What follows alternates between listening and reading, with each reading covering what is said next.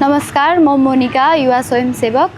हामीले समुदायमा रहेका विभिन्न तहमा हामी जस्तो युवाहरूको सवालहरूको समाचार हुन्छ जस्तो लागेको थिएन, तर सिन्धुली जिल्लाको सञ्चार क्षेत्रसँग समन्वय गरेपछि हामी जस्ता युवाका भोगाई तथा सवालहरूले औपचारिक सञ्चार क्षेत्रमा स्थान पाएको छ।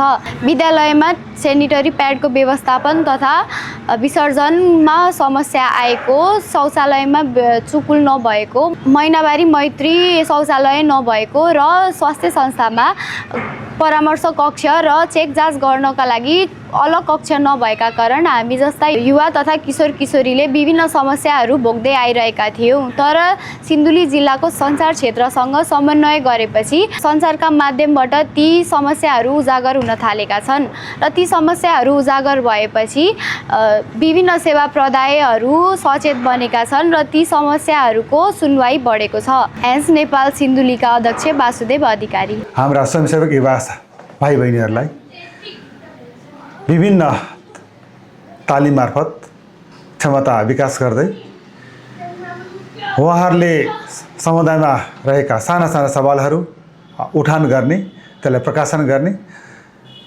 हुँदाखेरि सञ्चार क्षेत्रसँग समन्वयमा जुन किसिमको उहाँहरूको सम्बन्ध बढेको छ, त्यसले गर्दाखेरि नयाँ नयाँ विषयहरू उठान हुने र त्यसलाई चाहिँ साँच्चै अहिले सवाललाई सार्वजनिक चासोको विषय बनाई उठान गरेका विषयहरूप्रति युवा स्वयंसेवक र सञ्चारकर्मी दुवैको समन्वय बढेको छ।